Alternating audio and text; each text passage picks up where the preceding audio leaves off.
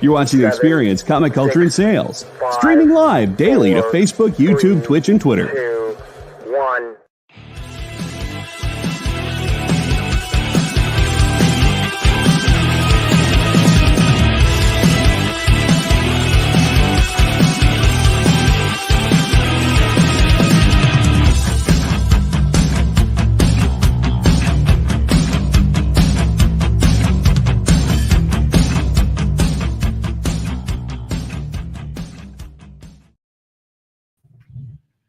Everybody, it's Friday night. Thank you for being here. You could be doing anything, but you decided to get dangerous. Because tonight we have a special guest. Many of us grew up on this, and many of us found it later. One of the coolest characters in animation of all time, in my personal opinion. We have the one, the only, Tad Stone's coming. Before we bring him in, though, if you are on YouTube, please hit that thumbs up. If you're on Facebook, hearts or thumbs up work. If you're on Twitter, X, there's still a heart there somewhere. And if you're on Twitch, I couldn't think of the word. Please smash that Android, but not so hard that you hurt your computer. Hello from Chicago, and hello to everybody who made it to Heroes. Thank you, Jewish Dragons, for being number 5. Thank you, Rich Donnelly. I'm going to open up a piece of art that finally arrived. I always tell you guys, payment plans are your friend. I had to do a payment plan. I was picking up a few pieces of art, and wait till I show you this. So... But Jay, is Tad here? Is the man of the hour, the man of the evening here? Let's see. I think he just dropped out to try to fix whatever was going on. Well, in that case, we'll keep talking. Yeah, it's rolled up. Rolled up. I know. Wait till you see it, though. It's gorgeous. It's gorgeous. I seen the pictures of it. I should have bought it sooner than I did. I should have. Let's see if I can even get this open without stabbing myself. You know, they say you're supposed to cut away from you. So let me just take that off altogether. Will I cut an ear? No, I don't want to cut an ear. Come on. This is like Dead or Alive. You spin me right round, baby, right round. Hey, Lyle, how are you? Oh, boy. All right. I do not want to mess with this too much. Are you going to open? Are you going to do it? Or am I going to cut myself? I don't want to cut myself. Man, I got to work out. So let's see. How's everybody doing? Who's at Heroes? Who's not? Show of hands. This is going to take a while to flatten. Payment plans can be your friend. My Frank Cho Daredevil 181 in homage to Frank Miller. Finally. Nope, this is the original art. Or at least I think it is. For all I know. You know, Frank Cho is so great. He never has whiteout. Never has any erasures. He uses a ballpoint pen. It's going to be a monoprint. I could have been. Am I allowed to say screwed? I'm kidding. Frank wouldn't screw me. But I'm not. Am I allowed to even use that word? It was a close match, but Nick beat the packaging. So here we go, guys. This is going to take a while to flatten. So, no, it's not blue line. That would be scary. Vibing in the void. I think you are new here. How are you? Makipuku CJ. No, Jeffrey, we're not doing best offer. Not on that. Ronald in the house. Oh, my God. Where are our commission cover art? Ronald, we've got the one, the only, Tad Stone's coming. Let's see. Can I turn my am I allowed to use the word damn? Volume off. It's like, I'm just so unprofessional tonight. So unprofessional. All right, let's see. I guess it was covered. Yeah. An homage to that would be cool too. Alberto, happy Friday. Man, the cover to Daredevil 158. Jeffrey, you don't know what to expect. It's been crazy. Listen, next week my life should calm down a little bit. William, Samuel, Quentin, how are you? One of the things, I got to look in the private chat because I'm not allowed to talk about what's in the private chat. So let's see. Blah, blah, la, la, la, la. Okay, yeah. So, all right. These are all Jay and Tad Stone's talking. So, tell you what I'm going to do while we're waiting for the man of the hour, the man of the night, the man of the week. I'm going to show some art for sale. Most kids growing up had Farrah Fawcett posters. Nick had Daredevil art posters. Elektra art posters, Mr. Red Jack. Elektra. What do we got? Jeffrey, there will be... The rack will start at 11 cents. Can we get 11 cents for the rack? I'm kidding. I need this rack. I brought art that from last week that we didn't get to air because Nick talked to Nancy McCann for an hour and a half instead of selling art. So I think this is the art that didn't air. So I'm going to put this up. Jay, I'm going to need your help. I don't know what I did with the price list after Friday's show, so you're going to have to tell me the prices. So, Dead Man sold. Okay, so we're using the stuff from last week. Yeah, the piece. I'll shout out a piece of art. Okay, and let me go grab the price guide from last week. Hold on, just yes, sir. Makes life easier, doesn't it? Yes. Ken Hazer. Guys, Ken Hazer's in the house. Let's show Ken some love. I've got his cover-ups here. So be awesome if you guys picked up his cover-ups. Tell you what, we're going to make this simple right now. It's $100 a cover-up, okay? And this way, whoever gets it, gets it. Isn't your B-Day coming up? No, Lou, my B-Day was last month. Well, yeah. It's actually exactly a month ago. So, all right, Darkwing Duck, number 6. Cover layout A. Who would like this for $100? We want real cover art. Well, Ken's working on more covers. I had the Kiss 76 poster of them all over my walls. Nice. I had the Daredevil Jansen poster where Daredevil was dropping down between two buildings. Yeah, that's a great one, too. All right, $100. Come on, who wants to give Ken Hazer $100? Cover rough to Darkwing Duck number 6. We got Tad Stones here. Come on, guys. Let's show some love. We've got the cover rough B to Darkwing Duck number 2. 5 cover deadlines by end of the month. Out of the basement. Oh, my God. So we got this. Alex. There may be some other art coming. And actually, we've got a Kickstarter going on. Maybe Jay can put the link to the Kickstarter up. Here's the Darkwing Duck number 5 cover layout by Ken Hazer. So we have 3 Darkwing Duck cover layouts. So come on, guys. $100 each. Somebody pick him up. Let's make Ken some money. He puts a lot of hard work in here for us. CJ, why didn't I sell the roughs with the covers? I don't know, because I didn't think about it, because I'm stupid. Because I wanted to make Ken more money. Take your pick, Marcus. All of the above. I didn't think about it. I'm stupid. I want to make Ken more money. I think all 3 can go together. One's not exclusive of the other. So, Alberto, I wish I had that Hazer Tarzan cover you got a while back. It's a beautiful cover. What was the first one? I'm going to show them again. I'm not going to just, because I don't remember which one was the first one. I think this was the first one. Cover 6 to 2A. I probably said 2B too. 2A or not 2A. So, cover rough, Darkwing Duck, number 6.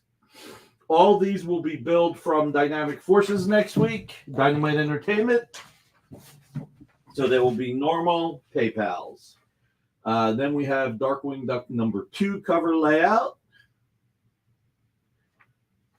And then we have Darkwing Duck number 5 cover layout. Let's get dangerous, everybody. Come on. Let's support Ken Hazer while we're here. So much I bought an old Harley. Wow, nice, Lyle. Congratulations. That's fantastic. Very happy for you. So, guys, check out the Kickstarter, please. We can use the support. Be really, really cool if you guys can help make the Kickstarter a bigger success. You got it, Mike Asbill. $275 for all 3. Done deal. Ken, minus PayPal fees, you got another $275 coming your way. All right. Mike Asbill. $275. We do package deals here, guys. We do package deals. There you go, Ken. You showed up. You made some money. Gotta like it. Ken's happy that I'm an idiot. I didn't think about it, and I wanted to make Ken more money. You can take your pick which one you think it really is. All right, so while we're waiting, vibing in the void, how are you? Let's see, how many people we got here? We got, all right, a little bit more of a slow night. I think a lot of people are at Heroes World, so, and I didn't do a video this week. No, it's funny. Usually I do a video to rush because Bill runs it on Thursday, but he was doing a shorter show on Thursday, so I didn't rush to do a video, and then I ended up not doing the video. So that goes back down to Nick's an idiot. So, all right, Gargoyles number 6 cover rough. Come on, tell me you don't recognize this homage. Check it out. Gargoyles number... I don't remember which cover this is. Gargoyles number 4 cover roughs. I'll put these two together for $100.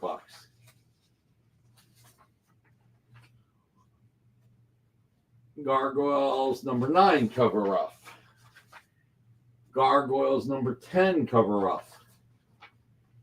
Gargoyles number 11 cover rough. Todd McFarlane homage. And Gargoyles number 12 cover roughs. Come on, people. $100 each. And if you buy 3, it'll be $275, just like it was for Mike Asbill. What was a great buy? Okay, the bike. So, man, there's more stuff going on in the private chat. All right, so I'm going to show this one more time. I'm so in love with this. God, the essence of Frank Miller, yet still making it. Frank chose. So gorgeous. Yeah, let's get the thumbs up for Tad Stone. Screw Nick. Do it for Tad. No, you're not claiming the Daredevil. You made me drop it by saying that, Alberto. You made me drop it. You have no... Listen, I'll take the Cho for $275. Cho, you won't. How will I flatten it? Well, I got a really hard head, so a little piece at a time. I'll sleep on it. Not a problem. It's discounted now 75 cents. By 75 cents? Maybe I'll discount it by 75 cents. Rick Welch. So I also got a fat butt. I could also sit on it for a while. So respond to emails, sit on it. I'm well-rounded, so something rounded like that I can make work. Let's see. Sometimes you feel like a nut. Sometimes you don't. Just got to look in the private chat, trying to get his issue resolved as fast as we can. Hang in there, folks. Tad's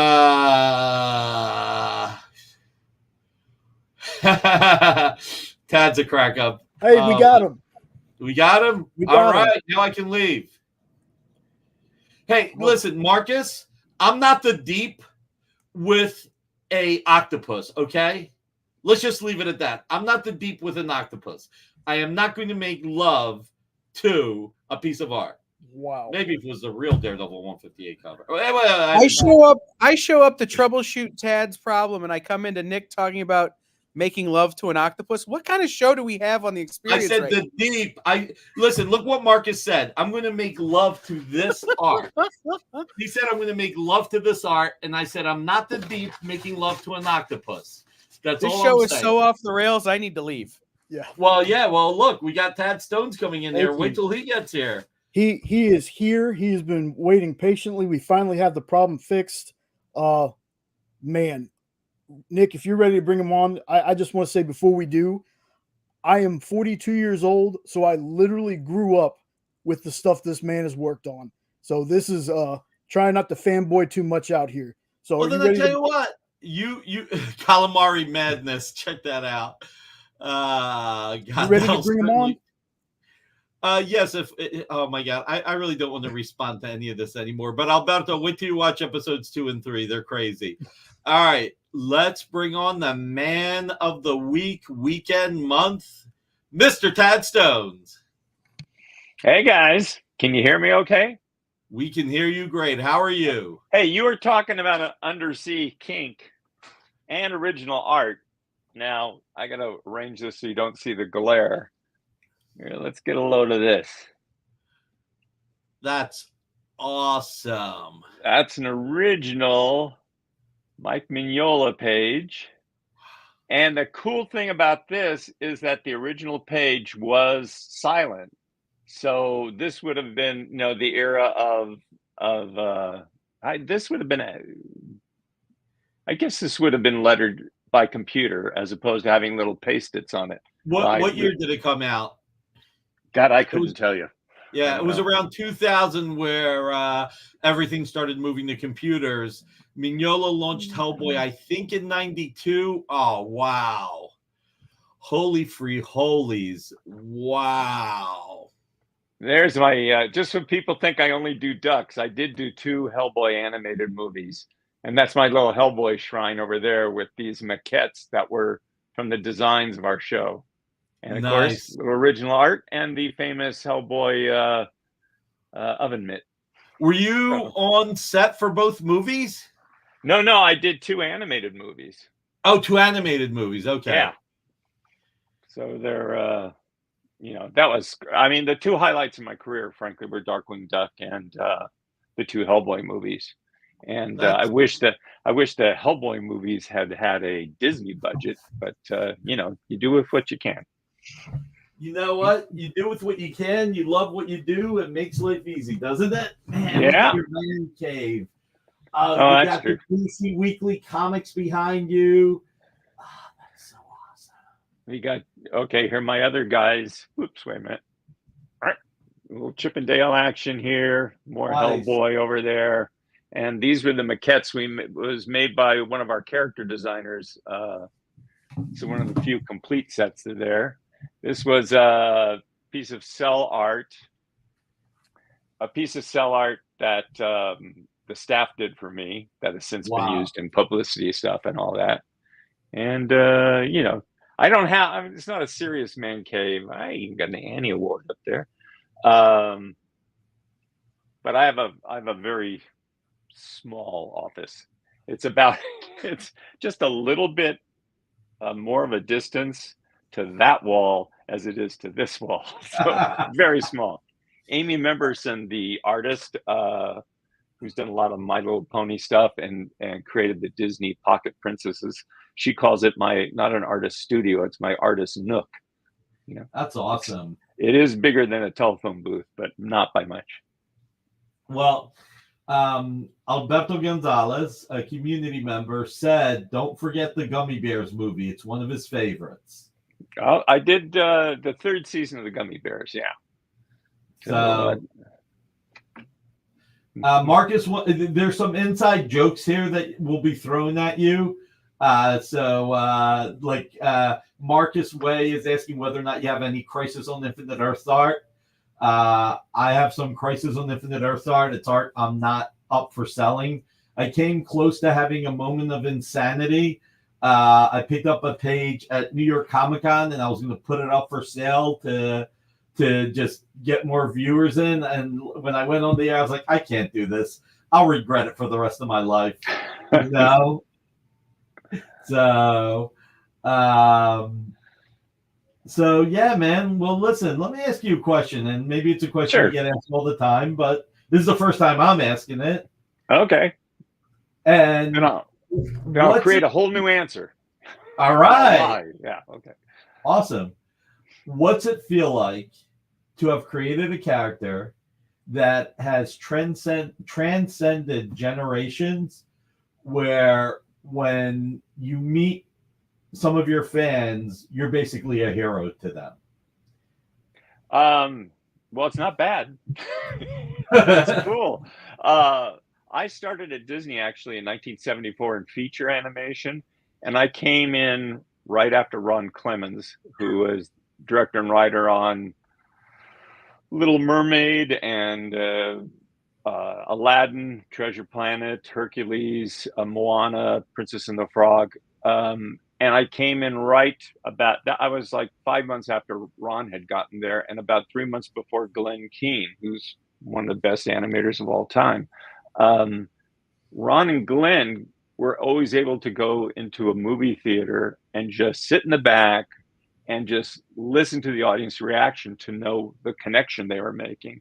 But we had ratings, but the ratings for syndication at the time weren't even overnights. They came, at least what we got, were weeks before we saw any of that, and that was just numbers.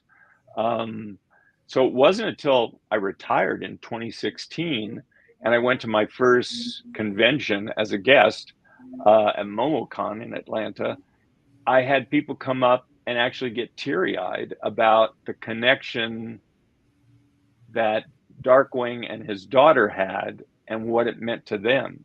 So aside from just fans loving the adventures or thinking it's funny and cosplaying and all that, to find out that they made like this instant, or this very deep, not necessarily instant, emotional connection. And that was not an uncommon thing. There were 3 people at that convention who basically had very rough childhoods when it came to father figures.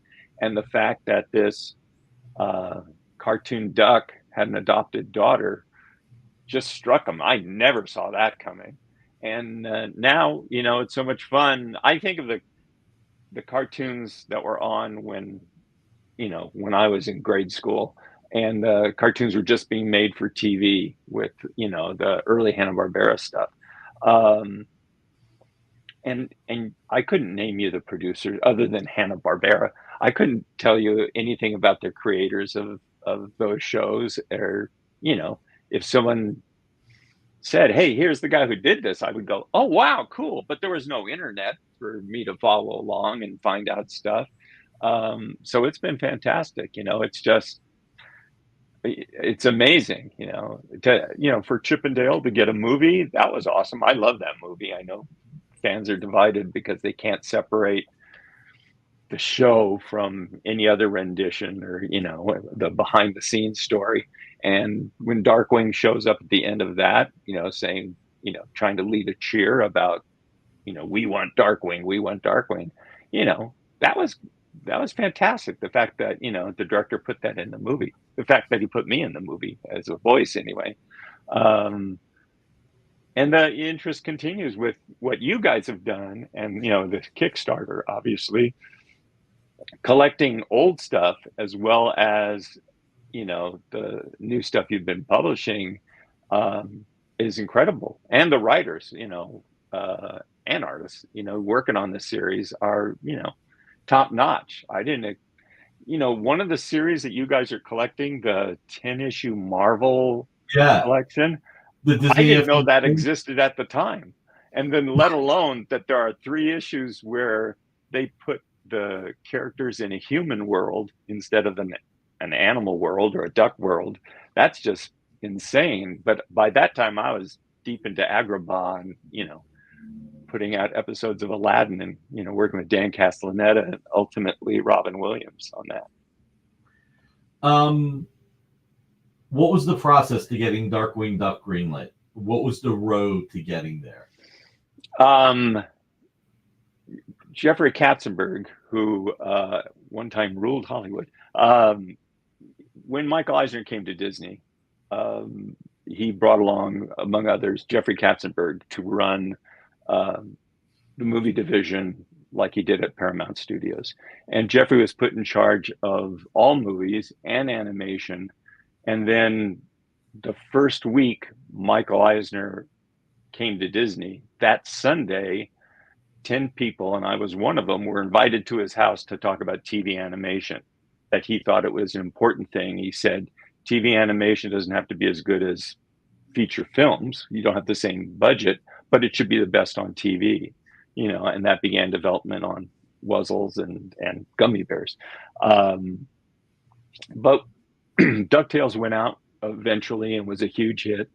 And Jeffrey, you know, ordered me to create a show called Double O Duck. Double O Duck had been an episode of DuckTales, but it wasn't that Jeffrey thought that episode was so great. He just loved the name. And Michael and Jeffrey were the same this way. They thought that a clever name would bring, that was interesting enough, would bring the audience to your show. And then it was up to you to do a great show to keep it. The Rescue Rangers actually started out as as Miami Mice, which turned into Metro Mice, which which then turned into Rescue Rangers, which then turned into Chippendales Rescue Rangers. So there's always a weird development. Anyway, Jeffrey said, I want you to do a show called Double O Duck. The episode featured Launchpad McQuack, and he ordered me, no, that lead character, the whole point of this is to create a new lead character, and hopefully with merchandising possibilities after it. Anyway, there's a show. So I took on the assignment. I was not enthused about it because to me it was like, well, a James Bond parody. That's just, this was before, blanking on Mike Myers. Wayne's World, the the spy one. I'm blanking. Yeah. Oh my god! I'm glad to see your Powers. brain. Awesome. I was saying it's an A name. What is that? It was well before Austin Powers. Not that we would have done it that way, but you know, my first shot was just the typical James Bond. There was a Q. There was, you know, all the tropes of James Bond that have been done by Mad Magazine and a million other places. Almost every animated series did a spy show and they would parody the exact same stuff. I pitched that, and Jeffrey, and I didn't believe in it. I mean, I felt like it, I was told it didn't have Disney heart. It didn't have a sense of family. And it was just, you know, unimaginative, which sadly Jeffrey agreed with that.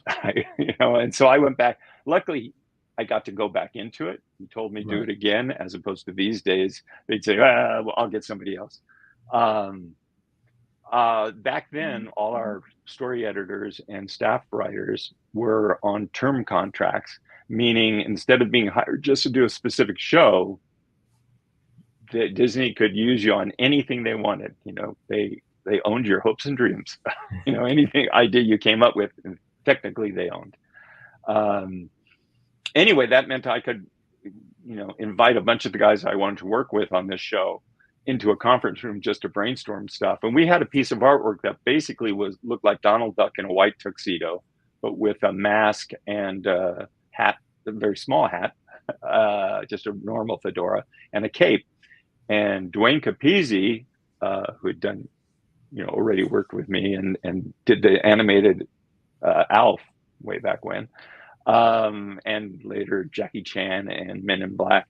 Anyway, Dwayne looked at that piece of artwork of this tuxedo wearing guy with a cape and mask, and he said, this looks more like the pulp heroes, like Green Hornet or the Shadow.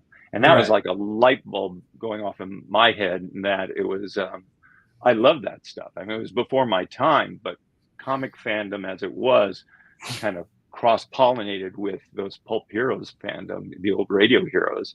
And I love the Shadow, obviously. If you watch Darkwing and you know, knew the weed of crime bears bitter fruit, you know, and all of that.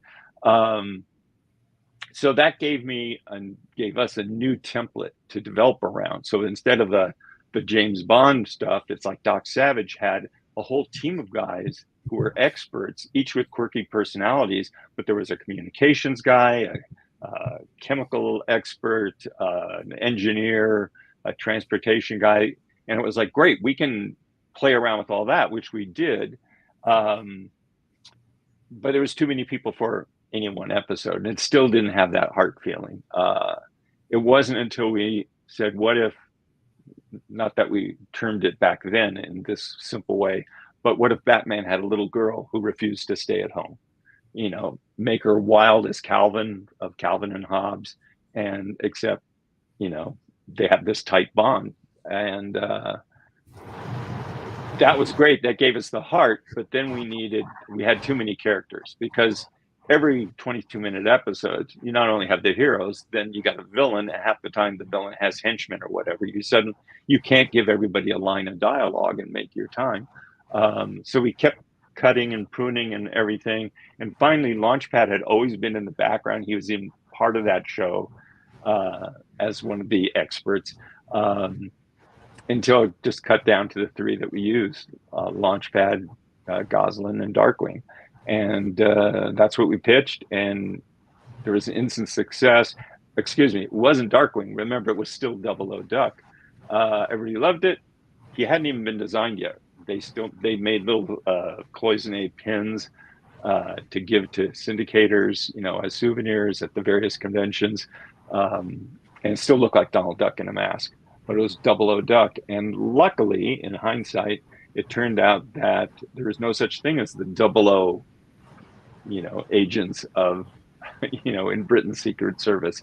That's totally Ian Fleming, and you know, the producers of the movies owned all that stuff. They had the rights to all the books, and they gave Disney a cease and desist order, or at least a polite letter, because even though you've seen a million Double O Dog or whatever cartoons, suddenly Disney was taking out double-page ads in the trades announcing this new show. And they were trying to reinvigorate the Bond series at the time. And they didn't want it being made fun of, in essence. So we had to get a new name. I'd worked with Double O so long, my mind was vacant. And ironically, at the time, Alan Burnett was, you know, working at Disney. And he came up with we had a contest for a name, and Alan won the contest with the name Darkwing. And I said, that's great. That's the character he thinks he is. I'm going to add on Duck to get the silly side, because that's closer to what he actually is. And it wasn't even like, oh, that was the best name out of the top 5. There was nothing. There was just trash. So Alan gave that. He stayed at Disney for a little while longer, and then went on to do a little show with Bruce Timm called Batman over at Warner Brothers. So our cliche line is, we warmed him up for the Dark Knight with the Duck Knight. There you go. I love that. I love that. Yeah, it's kind of funny, you know. I think there seems to have been, and you really reinforced it back then, almost a different. It's almost like it was the Marvel way, where like it was, we got to give everybody work. Let's figure something out. Let's keep talking. It's like, when did you, do you still read comics? Oh yeah, I mean, I'm no longer a Wednesday Warrior or Thursday Warrior, whatever they're switching to these days. I had a period in my career where I was out of work for about 1.5 years. And, you know, I couldn't justify going to the comic store once a week and laying down so much cash. By the way, if you want to stop your comic habit, just buy them. Not that I should bring this up here in this audience, but just try buying them one at a time. I grew up with comics, and, you know, when I started reading comics, they were a dime and with a lot of pages. Then they moved to 12 cents, and that's where I bought most of my Marvel comics, because I discovered Marvel comics somewhere in their first year. So I had all the early stuff. I forget where I was going with that, but Your weekly comic buy, because I asked you. Oh, if you see it so full-time. as anyway, so that when I went to college, I had somebody back home still buying a few for me. But it's when somebody's buying off a list of names, you're not there to look at the spinner rack or Right. the whatever's there. This is before comic stores, and they don't, you don't have the excitement there. Meanwhile, I'm in college and getting into radio and doing all sorts of stuff. So I kind of fell out with it from it there. Right after college, I started at Disney. 3 days after I graduated, I entered their training program, which was just basically you had 4 weeks to do an animated test. If you survived that, you had another 4 weeks, and then you were either out or starting as an in-betweener. It wasn't until I moved, was one of the founding members of Disney TV animation. Was until then that I remember the guys saying, "Hey, we go to the comic book store." Back then, I think I want to say it was a different day. I think it was Thursdays. Whatever. Back in the day, if we're talking about early '80s, yeah. I think it was Wednesday and Friday.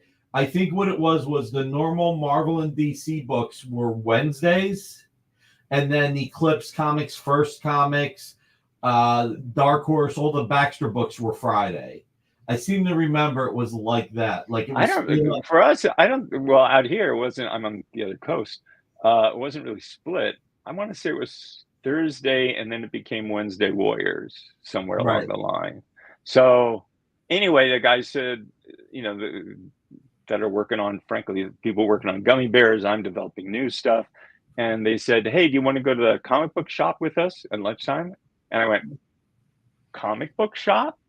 And I never heard of this thing. I went there, and man, couldn't have restarted comics at a better time, aside from the money part of it, of course, because that's when Camelot 3000, I think, was a big one first came out. And then soon The Dark Knight came out, Watchmen came out.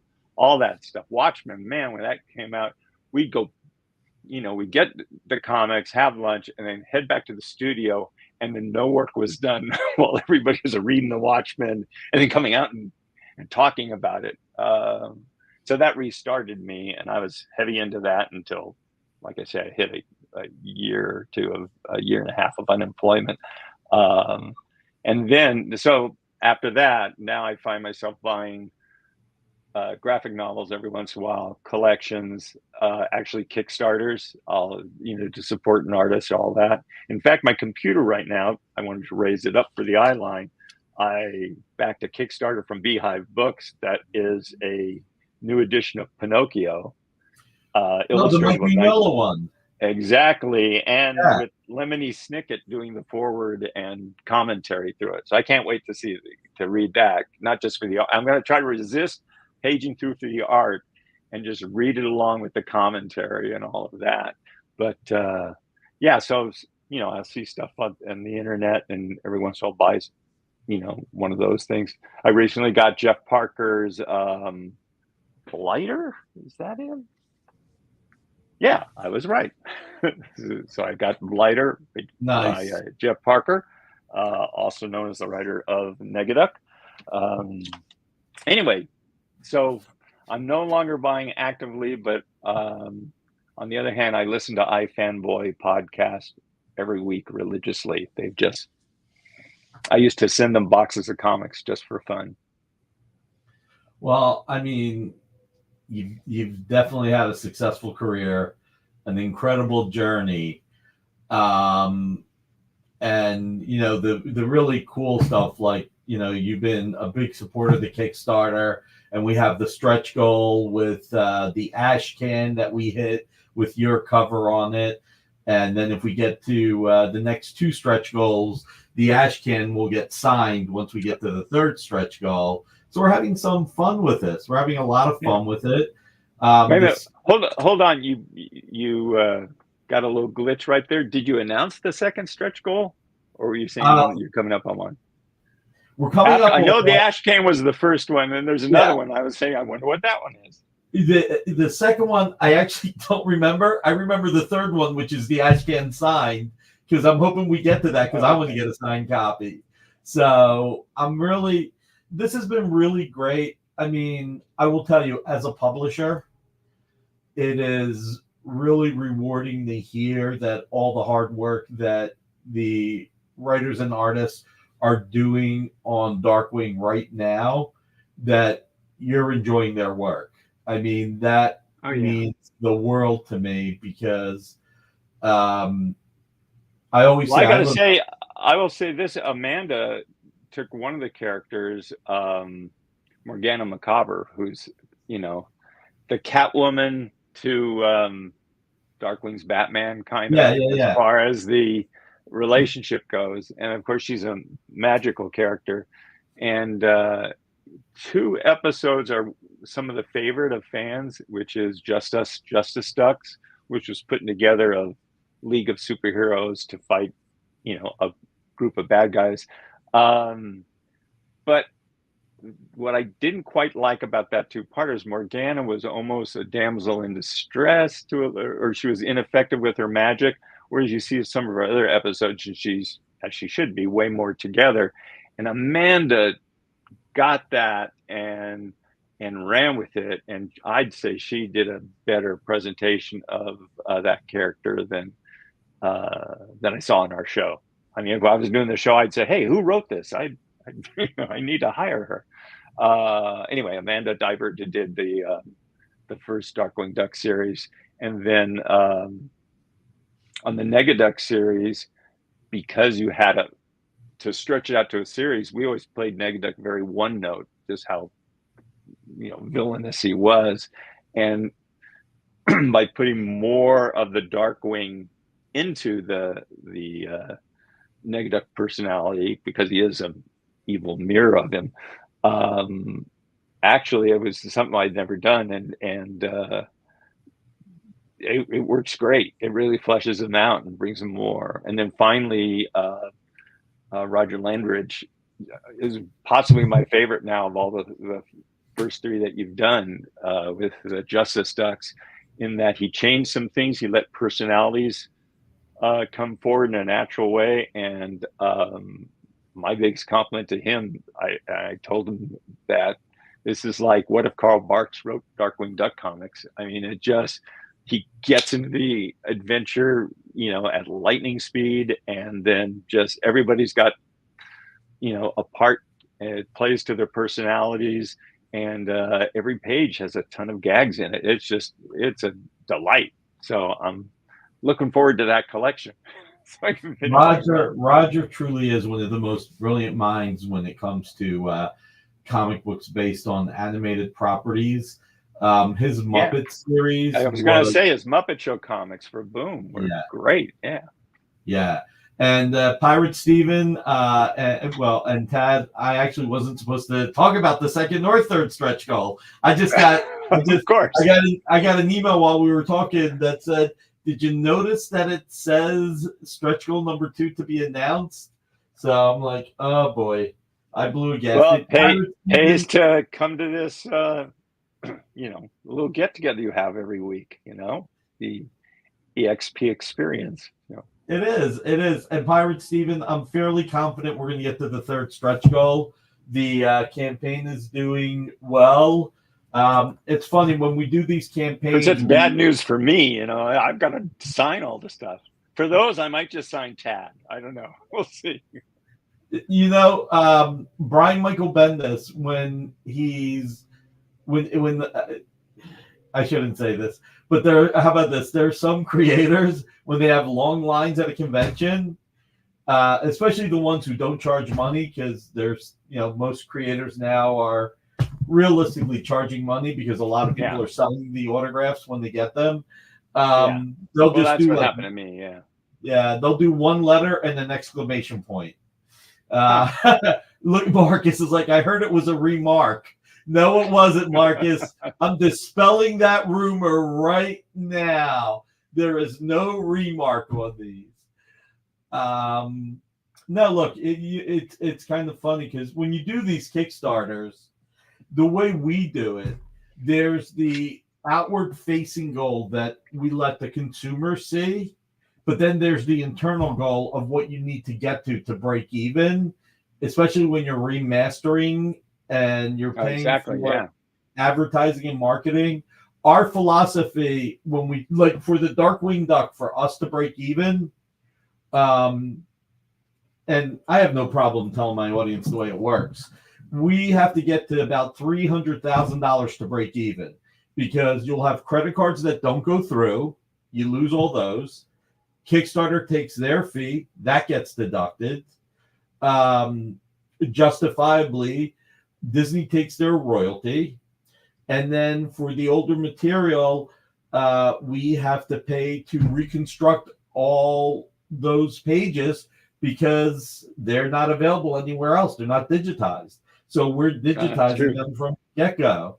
So our philosophy on this, like we put a $25,000 funding level, and people always ask, why do you put the funding level so low? The answer is this: just like when we solicit a comic, if the orders don't come in where we need them, we still put out the comic.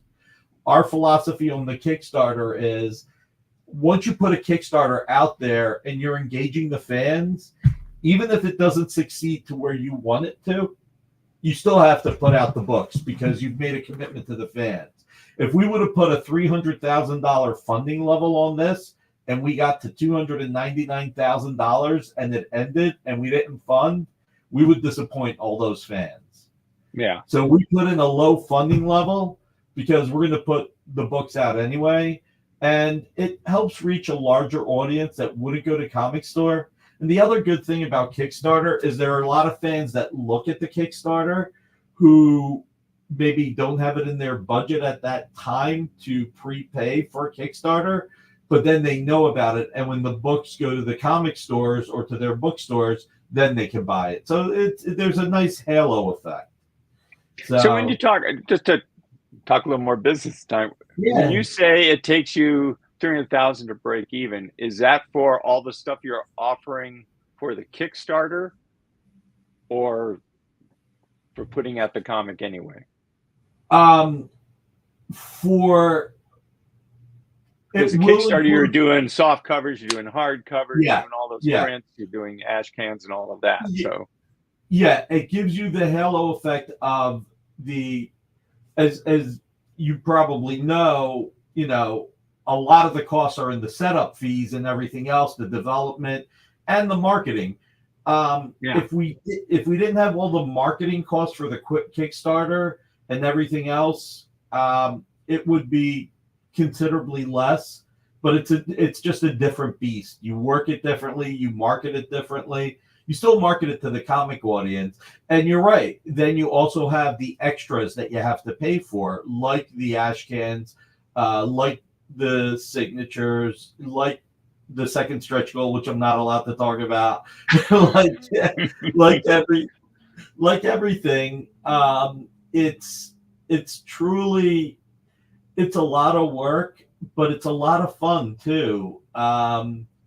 It's even on this one, we did a 48-hour incentive to get fans to pledge in the first 48 hours to create a limited edition print.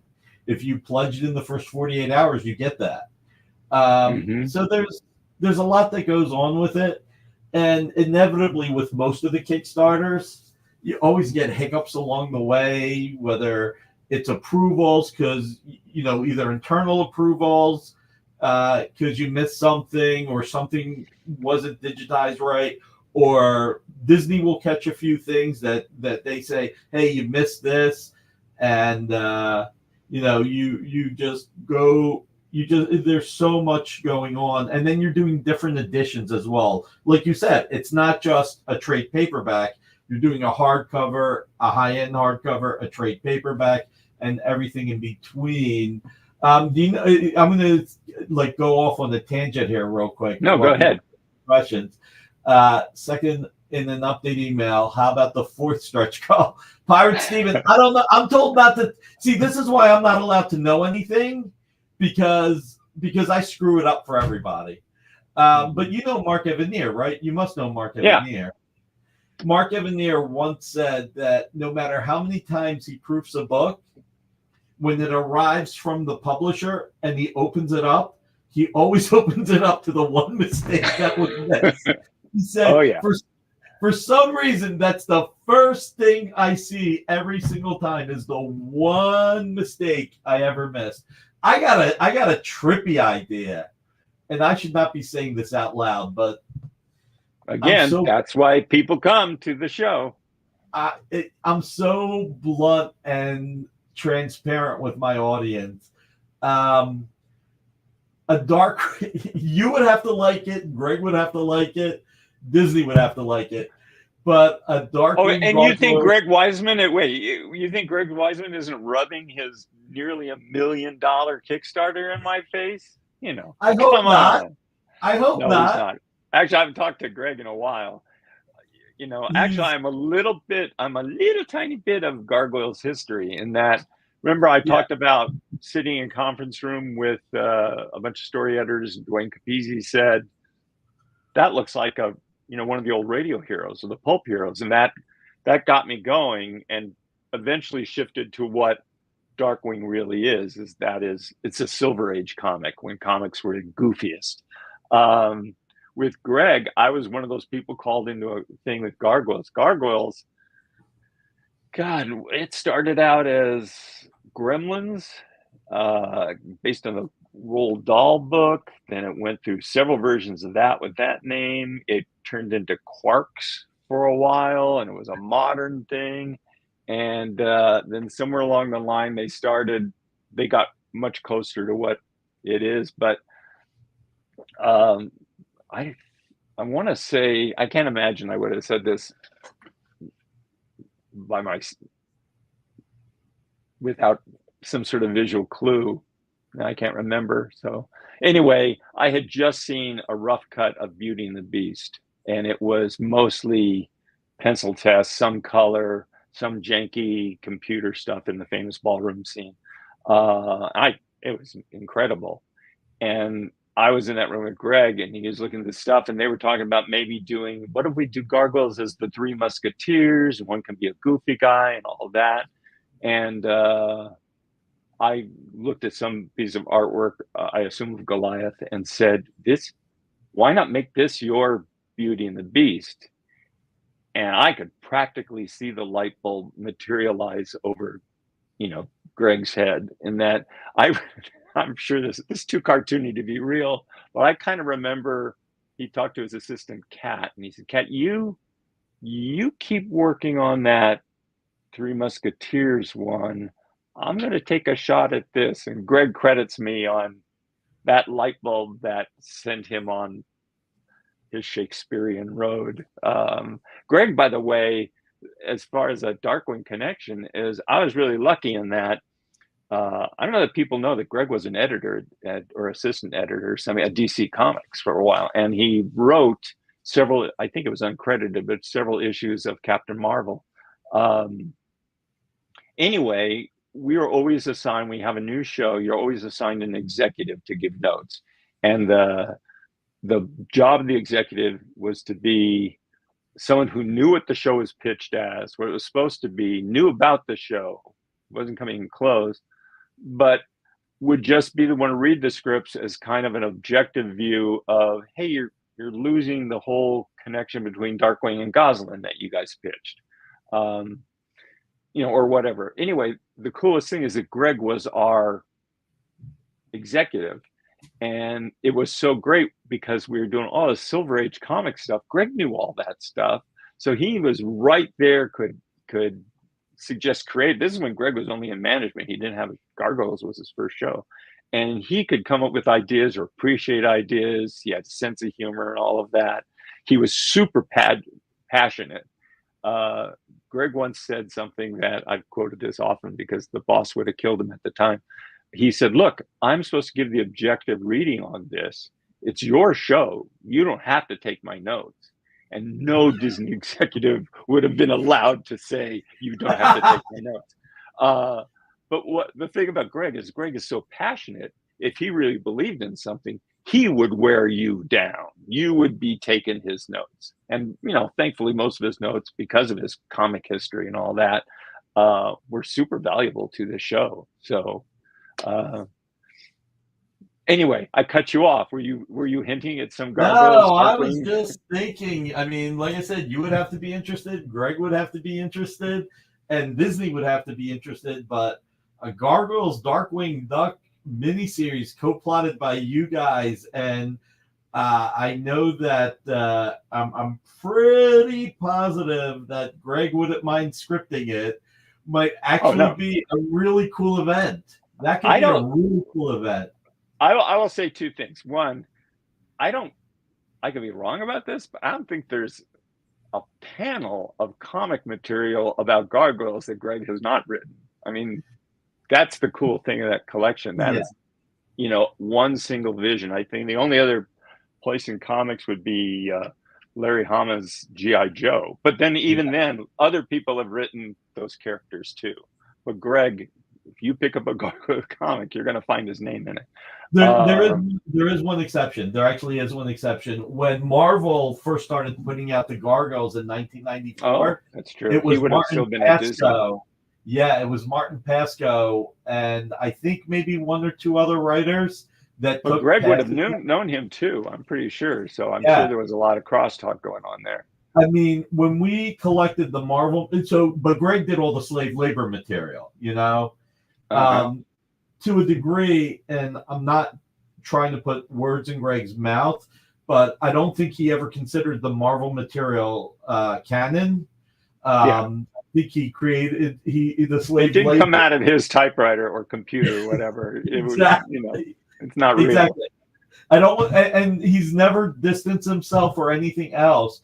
But but on the other side, I got to say, my favorite, episodes of my own show are the ones that break the mold. We did Twin Beaks. Is a very weird episode. One of my favorites is I think it's called Comic Book Classics. I always want to say Capers, but anyway, it was about Darkwing complaining about the comic book that was being done about him, and they weren't writing him right. So he takes over the script, and the script keeps getting taken over by other people at a typewriter. And every time they start typing it, we get to see the adventure suddenly change and morph.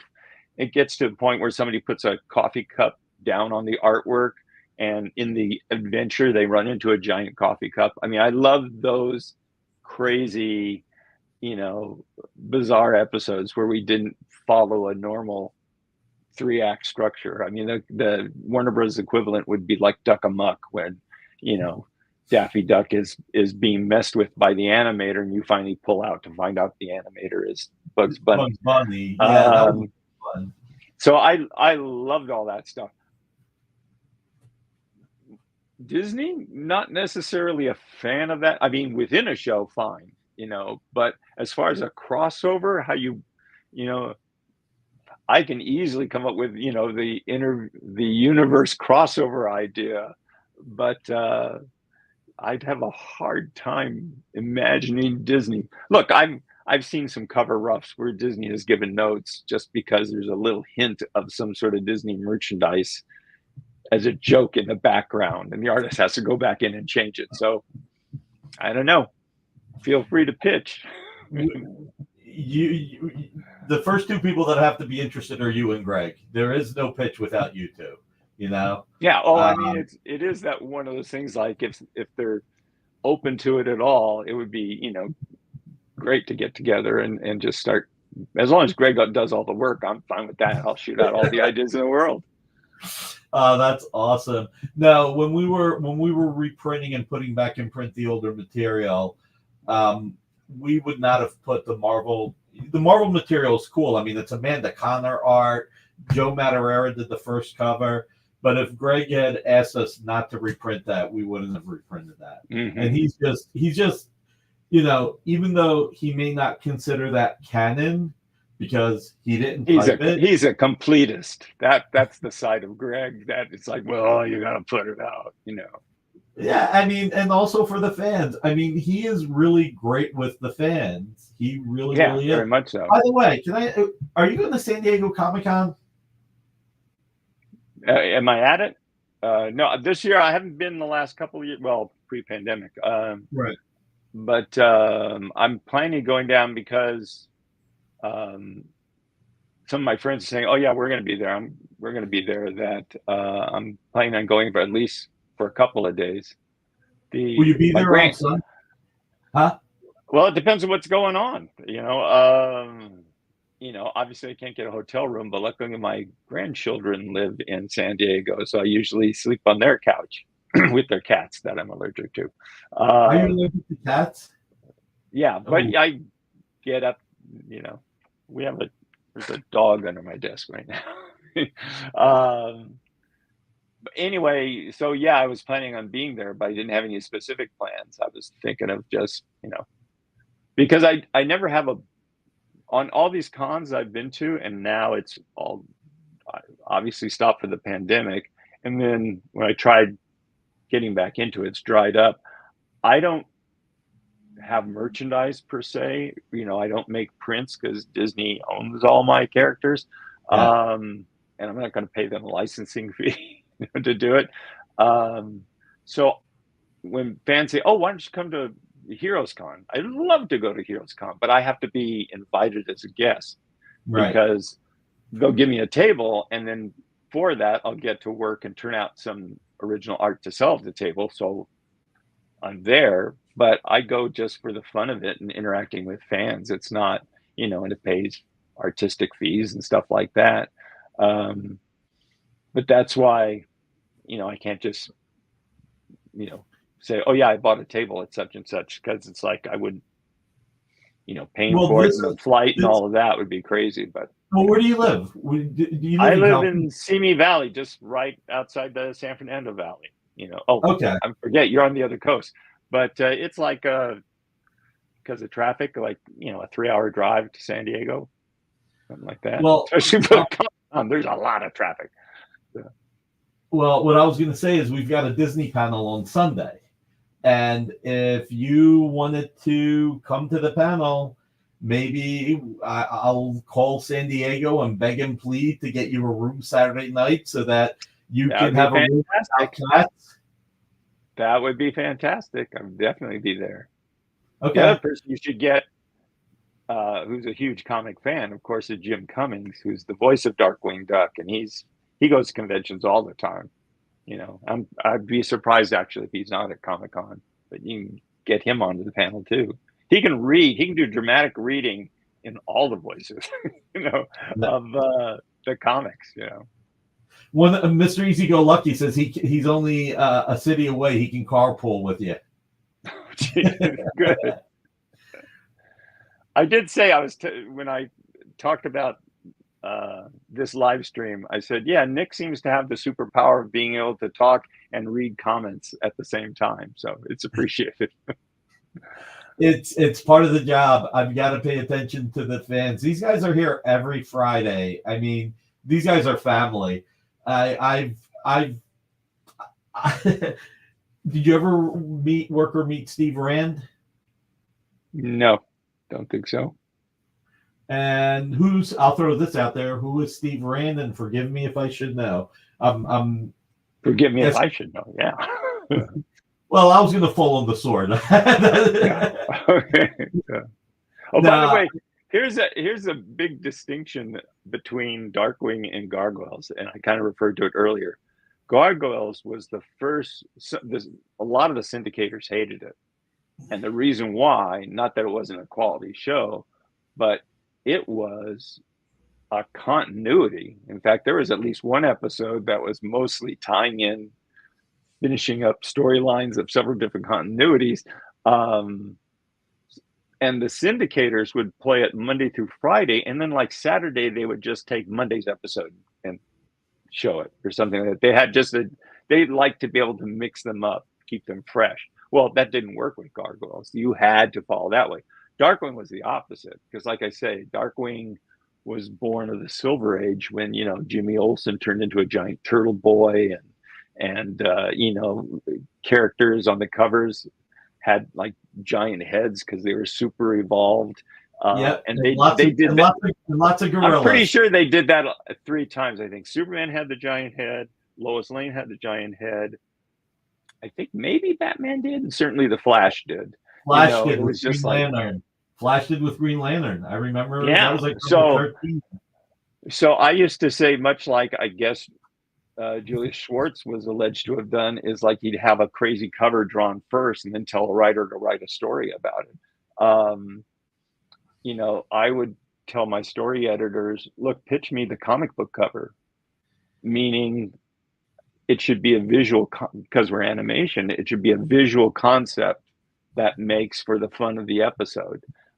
We didn't follow that, religiously, but still it was kind of that feeling that, the Silver Age is the bare minimum of continuity. It's the opposite of Gargoyles. It was like, yes, I know Clark Kent works for the Daily Planet. I know Lois Lane, for some reason, suspects he might be Superman, but, is always out to prove it. Jimmy Olsen's his pal.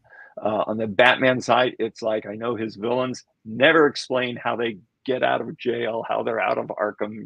They're just always there on a giant typewriter fighting, whenever they need it. So trying to put those two, I would almost want that in the thing where, fighting the continuity of one with the insanity of the other would be a crack up. Disney. When you look at the Silver Age and Golden Age of comics, I seem to remember, I bet you Marcus knows this, so hopefully he's still in the audience. I haven't seen him comment in 10 minutes, which is odd. Usually he's commenting every minute. But remember the Golden Age comic where Joker talks about having a boner all the time? He's like, I think back then a boner. Am I allowed to say this, Jay? Am I in trouble? Are we? You're already in trouble for giving away all that stuff. Nick, that's not the worst thing you've said on this show, so I think you're good, boss. Okay. So boner was like a mistake or something. It's just like you look at it today and it's like pop up EJ Ken would love to draw one. All right. Did you have a preference? I see a question about having a preference for which animation team. Only one. I wish our Australian the Disney Australia studio was very small at the time, and I think they did, I want to say 7 episodes, maybe 9 of Darkwing. They understood short subjects, Warner Brothers stuff, fantastic animators. The real pilot episode in terms of the script, and I don't even think it was ever put out on DVD, was That Sinking Feeling. And it was the first one I wrote to show the editors and writers, this is what I mean as far as taking liberties with the reality. In the Act 3, they're in a baseball stadium and suddenly they're dressed in baseball uniforms. And we don't explain where they came from. You just went with it. And I wish we had done more of that sort of stuff. Anyway, Australia animated that episode and we got a pencil test back and the entire crew was just laughing uproariously, watching this thing, so much so that the boss's secretary came in and said, the boss, what's going on in here? I don't know. He thought there was a riot or something, or at least a wrestling match. And we explained what it was. And she goes, well, you have to be quiet. And it's like, you realize this is our first episode back and it's hilarious. And that was a lot of that. The last thing you want is Australian for us animation. Well, basically, you need to say the last thing you want is for us to be quiet because we didn't find it funny. Yeah, in that be in case, big trouble. Then it would just be a lot of sweat coming out instead of laughter. So anyway, Australian was heads and tails above everybody else. And it took about, I don't know. I think there were, I want to say around 5 studios that worked at different times. There's some that, we don't want to go there anymore, and that studio would disappear. And back then in syndication, I think we had fixed it by Darkwing. They got the first season, maybe it was of DuckTales, looking great from these studios, and then the second ones there was definitely a loss of quality, and we realized, that was the A team that they used to sell the thing to get signed on as the studio, and then they get moved off on the next show that they're trying to sell. And so our managers in charge of that sort of stuff, went and started saying, no, we want not only this show, we want these directors on it, because the directors did a lot of the major posing of all that. Anyway, so the easy answer to that is the Australian studio could have done any of the episodes and just would turn them into gold. And frustratingly, they of course expanded the studio more and more. So by the time you got to Goof Troop and Bonkers, those guys had like 22 episodes out of 65. And it's like, what I could have done with that much animation, as opposed to just this little spice that was put through our 90 episodes that we did. Were there any episodes that you wish you would have made longer, had more story added in? Not that I remember. I mean, we did the 1-2-parter. I'm trying to think if we did any others. No, I mean, again, the fun of that show, well, lots of things were fun, but here's how loose I was open to a lot of stuff. Darkwing, of course, is famous for saying, I am the bubble gum that sticks to the shoe of crime, or whatever. He has that thing that changes every time. Originally he didn't. Originally he just had one thing, like the Shadow, that he said, I am the something that pecks at your nightmares. I'm the terror that flaps in the night, of course. Anyway, he said that every single time. And luckily, I think the third script was about, into production anyway, was one of Launchpad, for some reason, had to fake being Darkwing Duck. But he could never get the I'm the terror that flaps in the night right. He was the one who said, I am the road salt that rusts the underside of your car, which was hilarious. And we all laughed about it. It was the third one into production. It was a little later script. Anyway, I immediately said, that is too good just to lead to this one episode. Go back, rewrite. And we were recording every week of the, with the actors. I said, retake all those lines, and we have to give that to Darkwing Duck. So that was, the one thing that I was able to do that I could never have done on a more formal show. And the other one, famously, was we had an episode where the electrical villain Megavolt hits him with this special ray, Darkwing the Ray, and splits him into a good side and a bad side, Posiduck and Negaduck. And, just having fun with all those old stars. We didn't give him a goatee because he had a duck beak. It was hard. But it was that old trope of, here's the evil version. And then we had this, this very sweet, good version of him. At the end of the episode, and we were worried that Jim Cummings, who was doing both voices, how would it play? And it played brilliantly. He would just play off of himself, and it definitely sounded like an entirely different character. At the end of the episodes, I told all the story editors, I love Negaduck. Let's bring Negaduck back. And they all said, how? What? We split Darkwing in two every time? So we always have Posiduck? I said, no, I don't like Posiduck. Nobody likes Posiduck. Negaduck, just bring him back. And they said, how do we explain that? And I said, you don't. And that was, again, going back to Batman, me growing up at Silver Age, nobody explains why the Joker was always on the loose, even though Batman captured him at the end of every issue.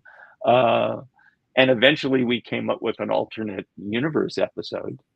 Darkwing himself has something like 5 or 6 origin stories. And fans say, oh no, he went to high school with Megavolt.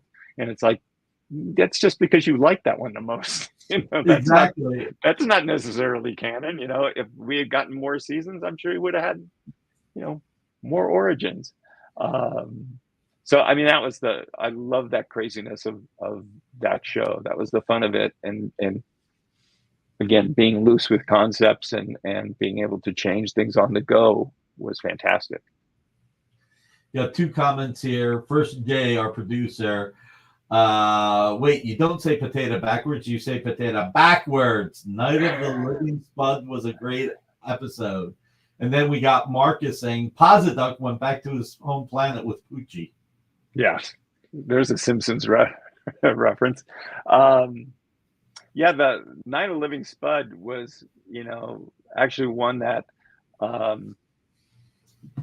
that I think is one of the reasons that I point to that when people say, "What are your favorite villains of the show?" and mine are Megavolt and Bushroot, because Megavolt by Dan Castellaneta, was great. Len Yulee did the original script with him, and Dan made the most of it.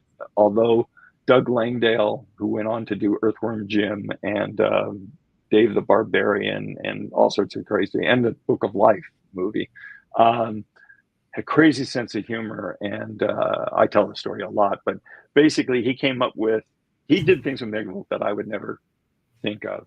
He had Megavolt rob a jewelry store, and I said, yeah, I could come up with that. And it's like, oh, instead of jewels, he robs the light bulbs that are inside the jewelry case that are pointed down at the jewels. I said, I could come up with that. But what Doug did, he runs out onto the sidewalk and with the armful of bulbs and say, "Be free, my beauties." And of course they all break and shatter on the sidewalk. And I say, not in a million years could I come up with that. So I loved what Dan did to that.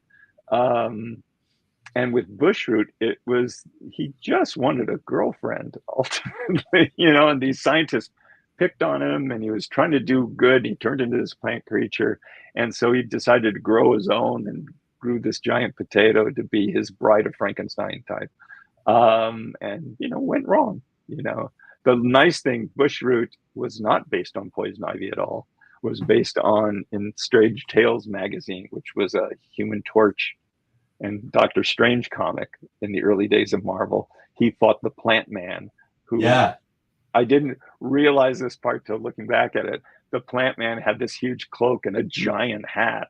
I said, maybe that's where Darkwing got it. But his second time he came back and he had a ridiculous plant costume of leaves and all of that. But he was able to make trees like bend and grab people, and cactus throw their needles and all of that. That stuck with me. And along with Alan Moore's Swamp Thing, the idea that the guy's kind of eternal, because if you chop them up and you let seeds go, those seeds are going to regrow, which made Bushroot the perfect candidate to kill and wrap in plastic for our Twin Peaks episode. That's so funny. Actually, my favorite Swamp Thing by Alan Moore is issue 24 with the Plant Man, where he's trying to kill all the humans and mammals in the world. And Swamp Thing, tells all the plants, keep in mind, we need the humans and the mammals. Otherwise, you won't have carbon dioxide and you'll die as well. To say nothing of fertilizer. Yeah, exactly. And Plant Man's like freaking out because now all the vegetation goes back, and like he breaks his arm and he sprays like this almost human stuff on him. And I mean, nobody could draw it like Steve Bissett and John Toddle. Yeah. And like it's like it's like the clay face with the face melting off because he's rushing it and he's pretending he's not Plant Man even though he's got a broken arm. Oh man. Look at I will tell you this, we have a lot of fun on this show. We do. I once mentioned that I had a perm in high school and the guys here would not let it go. So Jay, if you got it, show Ted what you did to me. Oh, I still have this, Nick. I still have this. Oh, that's very tasteful. What are you talking about? Oh my God. I'm glad someone appreciates it. Looks like a shag there. That's why Marcus said that the fourth stretch goal is my perm coming back. There we go. The Floronic Man. Thank you, Rick Welch. Thank you. I knew it was an F1. Yeah. F and get it right, Nick. No, just kidding. Is there anything else you wanted to talk about? I mean, this is a lot of fun. I mean, you have so much history. And I mean, you're going to have to get the license for what? Rescue Rangers or ideally Buzz Lightyear of Star Command. because that Disney Plus is not screening that series for whatever reason. That was another show we had a completely different thing, but I'd always wanted to do a science fiction show, which is actually what I pitched after Darkwing. And by then, Mermaid was such a colossal hit. They had done a Mermaid TV show, and they said, no, we want our next series to be a spinoff of an Aladdin TV show. And Aladdin was done by John Musker and Ron Clemens. And Ron, I literally shared a room with and was his in-betweener for a while. Luckily, did not get fired, got very close. That would have ended my Disney career a little early.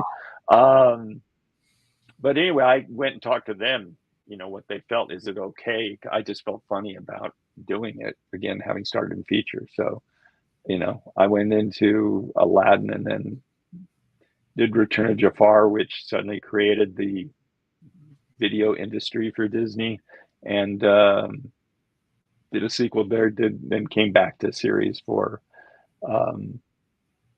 Hercules, I guess, although we made him a teenager. So, what was the second one you said after Chippendales? What was the second one? Buzz Lightyear Star Command, which was the second to last one I did for Disney. I did that with my partners, Bob Schooley and Mark McCorkle, who had done Kim Possible and, wrote Sky High, the live action film, and then went to DreamWorks and did Madagascar series and all that. Anyway, Buzz Lightyear Star Command, we had an opening by Pixar that led into it, and the fun of it was all the extra characters that we invented, the cadets that would work with Buzz, because the hard thing about that series was in the Toy Story movie, the original one, of course, all the humor on Buzz is him being a fish out of water. And then here we're showing Buzz in water. Buzz is in space. So we had to find a way to get the same kind of humor out of him, but with others. Now, John Lasseter didn't really like the show because in his mind, I think the Buzz was always based on a Space Ghost show or Space Angel, to go farther back. It would be an adventure show, and that's certainly not what we were supposed to do. And he did, at the beginning of the movies, they did a Buzz Lightyear adventure, and it's hilarious and it's fantastic. And my feeling was always, and I knew John when he was at the studio. My feeling was, okay, how long did it take you to write and board that? And it was obviously months and months and months to not even animating, just getting it to story reel. And it's like, yeah, that was for 2 minutes, 3 minutes. We have 22 minutes to get out every week. Boom, boom, boom. And you get to the end and, at the end of the week and you say, this isn't quite there. And it's like, you can't fix it in post necessarily, but you say, okay, you try to get the board guy to punch it up. And then it goes to the right studio or the wrong studio and all that. At the end of the day, you don't get to have a meltdown and redesign everything. You push forward. But I thought in general, the quality of Buzz Lightyear and Star Command was great. And Patrick Warburton did the voice of Buzz, and he is hilarious. And when they took our pilot and made it into a movie, and we were able to do it at the end of the episode of the series, production-wise, so we were able to put more money into it because most of the backgrounds had been done for the series. They brought Tim Allen in to do the voice to be a better transition to the series, because everybody knew Buzz having Tim Allen's voice.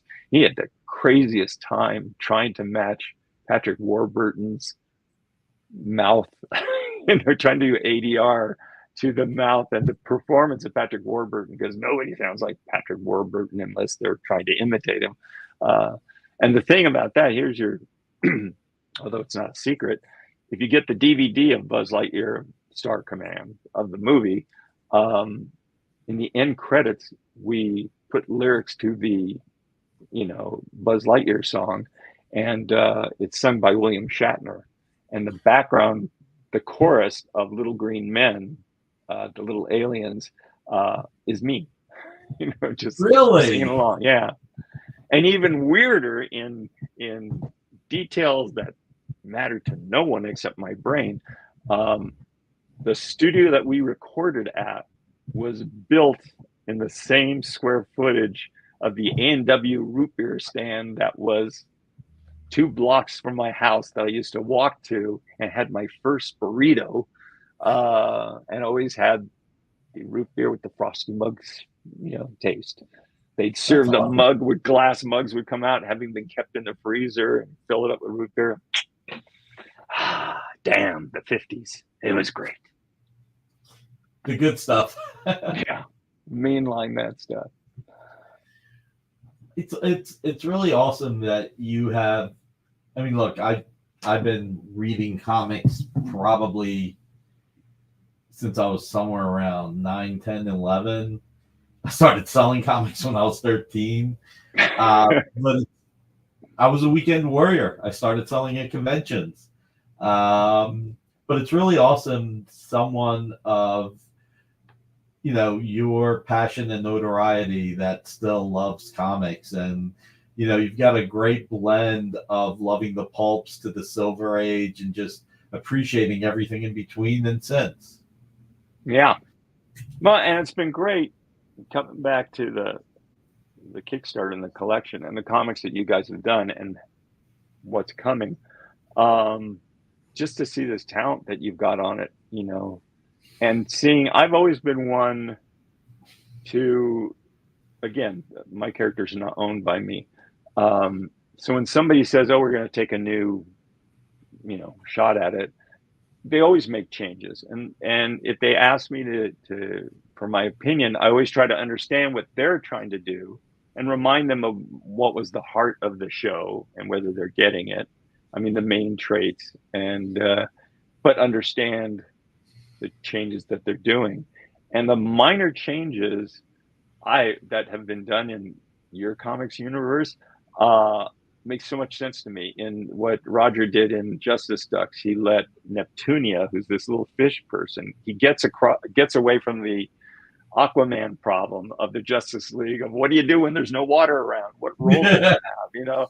And by letting her personality become kind of a natural leader was just so smooth. The one thing that they stopped playing is our Darkwing, his ego drives everything.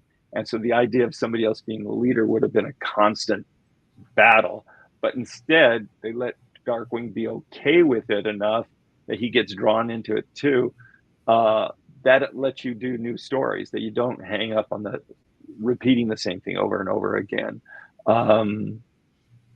Anyway, that's, and the other thing is Darkwing always hate's a strong word, but Gizmo Duck, because Darkwing wanted to be famous and revered and all of that and have the key to the city. And in St. Canard, he got none of that. He was always, if somebody knew him, it was like he might have a little rise in popularity, and by the end of the episode, he'd probably be falling on his face again as far as the public was concerned. But Gizmo Duck had all that. Gizmo Duck was the Superman who got the key to the city, who got good coverage in the newspapers and all that. And in the, I'll call the Dynamite Darkwing universe, Darkwing's is more accepted by the city and all that. And it lets, again, it's like, yeah, we did 90 episodes of that Darkwing. That's a little tweak that still lets him be him, but it doesn't get repetitious. You can now do news stories. Now he joins this team. It's not that big of a deal. And it drives Negaduck crazy, which makes Negaduck a little more Darkwing in it. And that kind of small tweaking, you guys did a fantastic, job on. So, well, I would say Amanda, Roger, and Jeff did all the work. So Jewish Dragons have a good one, my friend. The one thing, Amanda did an interview with Amy, who also interviewed you, and she said the craziest part about writing Darkwing Duck is she was watching all the Darkwing Duck episodes again on Disney Plus, and her daughter said, I think her daughter is very young, and how come you get to watch cartoons and I have to do homework? And she said, well, this is my homework because I have to write this character. There you go. And that's when her daughter said, "This is the job I want." Exactly. When I grow up, I want to be just like you, Mom. And Amanda really tackled it with so much gusto. And, Nate bringing in Roger. I mean, Roger, Jeff is great. Amanda is great. They are fantastic. But there's something about Roger that it's almost like next level genius when it comes to animation, taking the cartoons and putting them in the comic book. I mean, again, Amanda did a fantastic job. We got a lot of accolades. Jeff did a fantastic job. And Roger just has something that I think Roger really mastered the one and done comic, which, again, was all I read growing up. And then, when the Marvel age came in, and then, writers went from Marvel to DC and suddenly everything was about continuity and more serious. That was just a different kind of comic. When Boom did their run on Darkwing, the big change in that was suddenly it had continuity, which again, that was their change that did, allowed them to tell a different kind of a story. But Roger really gets that Silver Age / animated episode thing of you just pick up any issue. I mean, I know there's a one or two two-parters or something in the run, but those early ones where he's just hitting it and gives you something, and there's enough panels and there's enough meat to it that you feel like, yeah, that was a good comic, right? That was, again, that's the Carl Barks side of things. And Carlo changed his style a little bit for that, which I thought was actually much stronger, especially with Roger's humor, to just captured the tone, really well. So looking forward to reading more. So, I mean, it really is. You've brought up Carl Barks a few times. It's crazy when you think about it, because Carl was working on the Ducks for 20 years before anybody knew who he was, and he started late in life, right? I mean, he really didn't start getting popularity. He didn't realize how popular he was until he was in the 60s. Yeah, but realize that he did Donald Duck cartoons. He was a story man on the Donald Duck short subjects. So he knew both Donalds. And again, credit to him in that, because I don't think anybody told him this. I don't know. But obviously in the cartoons, Donald can't talk. If he says something like, "Isn't that peculiar?" it got a laugh in the audience because it was so funny to hear this duck voice attempt to say something that, detailed instead of like, "Aw, shucks." It was like, "Isn't that peculiar?" except in Donald voice. But then in the comics, Donald talks his head off. He was like, he'll do comics where he's the super salesman. He was, he'll do, he goes on and on and on. And that's a whole different type of, allowed for a whole different type of story. In fact, in the earliest days, was it DuckTales or something else? In one of maybe it was the early days of Quack Pack, before the final team was on it, it was pitched that Donald, because there's two Donald short subjects where he gets hit in the head and has a normal voice. And that's, they actually pitched that for the show, that for the series, Donald would have a normal voice. And it's like, people just looked at him like they were crazy, because they were. It's like, no, that's not going to work. It was hilarious in the new DuckTales when they did fix his voice for a few episodes. And what was hilarious wasn't that suddenly he was talking well. It was like what he was saying. It's like, wow, has he been saying this the whole time? Anyway, that's Carl is the one who really created that duck adventure. But you're right. Again, he's a comic artist sitting in a studio, not even a bullpen, turning out artwork, writing stories and all of that. How would he know how popular he is? I don't even know if artists got comp copies back then, So, it wasn't like people were pounding on his door with an armful of comics for him to sign. So it wasn't until fandom grew to a certain point that any of those guys understood who they were. I mean, Jack Kirby, my God, that guy, it was roll up your sleeves and I'm going to feed my family. It's comics was a job, but his imagination, like, wow, couldn't be contained. It was great. There was one, Stan Lee had his public persona, which was a character. There was an episode of some series, this is a few years back, well, Stan was still alive for one, and it was about collecting stuff and finding experts to validate it and then trying to put it up for auction and what to get the best price. And they had some Kirby artwork and it had notes in the margins, or the gutters. They brought it to Stan Lee, and Stan Lee looked at it and talked about it as a normal human being. And he said, nobody plotted a story like Jack Kirby. And he said, these notes, those wouldn't be mine. Those would have been Jack's references as a guide to what the dialogue could be or something like that. And it was so nice to hear this guy really being in awe of this guy he used to work with, and, I think the feud was more about the business that, where one guy was, had a different position than he had, even though he was coming up with this fantastic, worlds.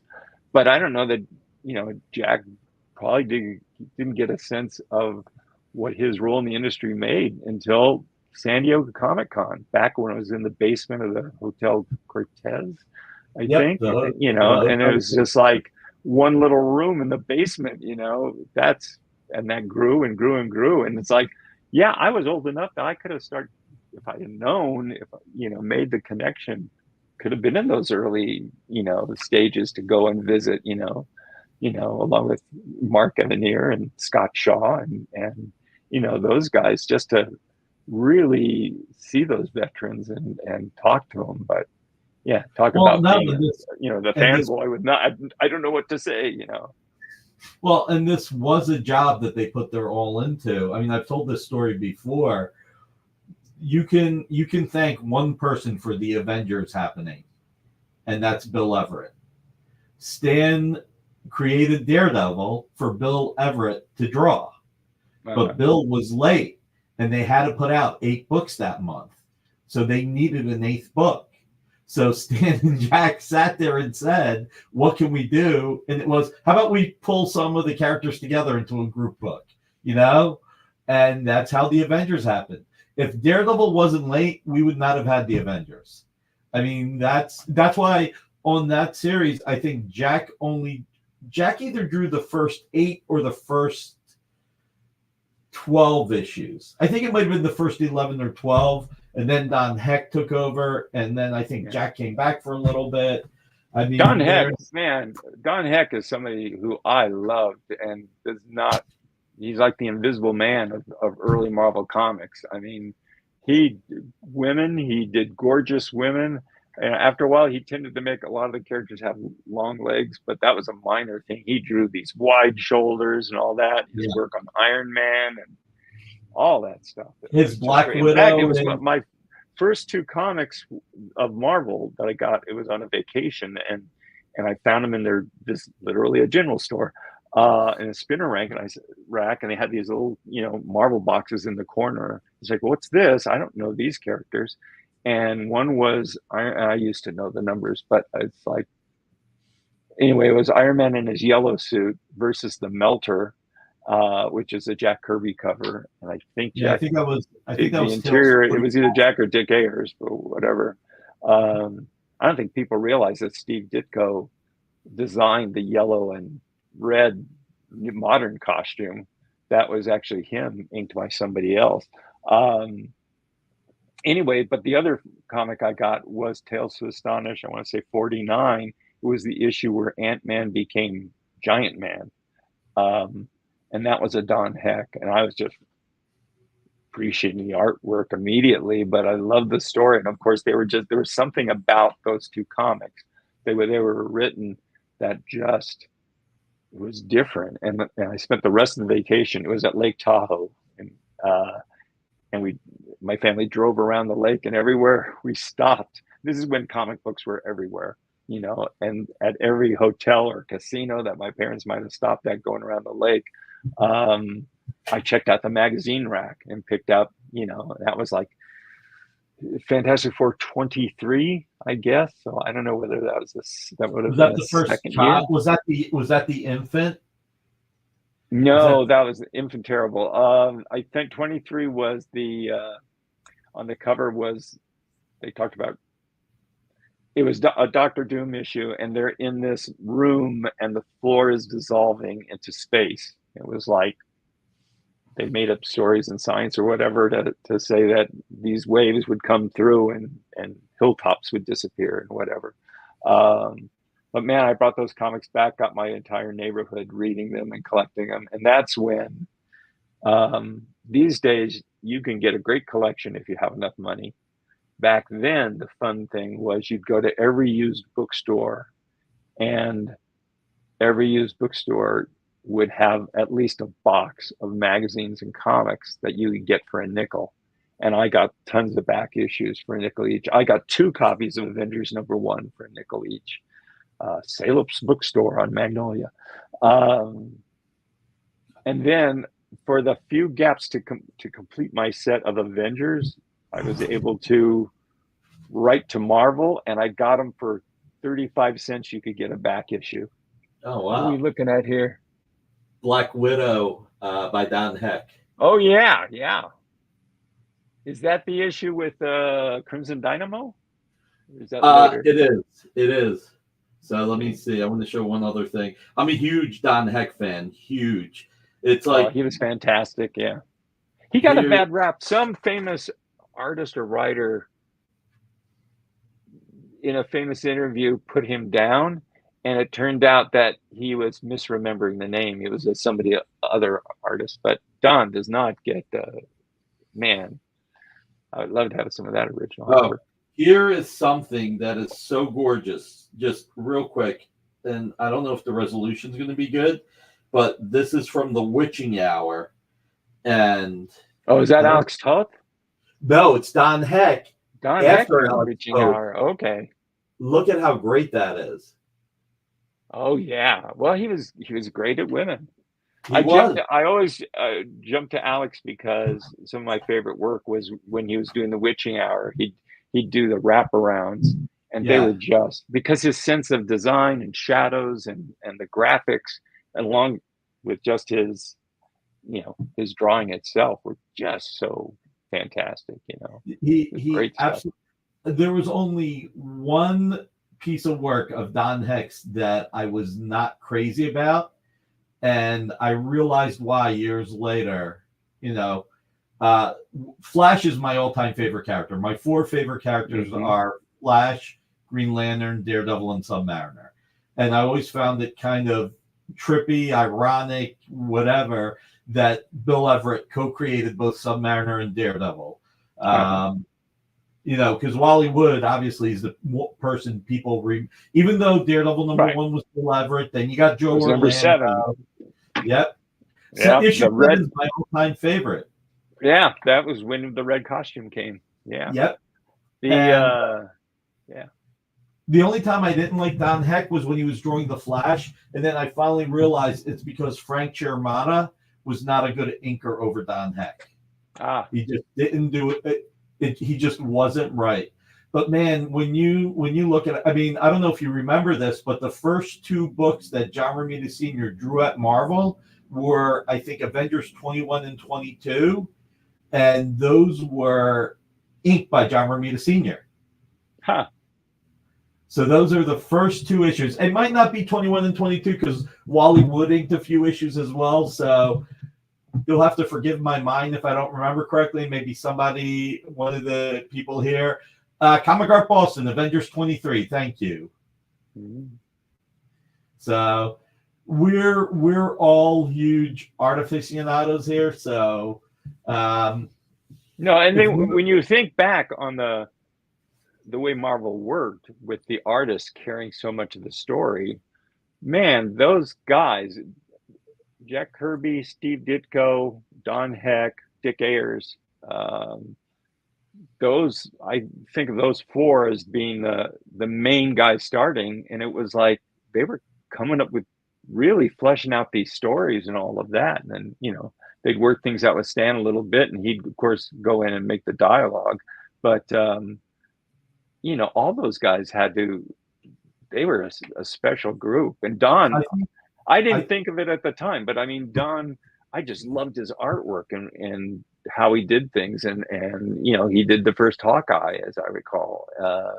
And when Hawkeye was in Iron Man. And again, yeah, and they've fleshed out, they created the comics vocabulary for Marvels, to do more and more. So, yeah. Well, I think we got to put Larry Lieber in this group too, because that's true. Larry is probably on some levels a bigger unsung hero. It's like saying jumbo shrimp. A bigger unsung hero because he was Stan's brother. I was just gonna say, yeah.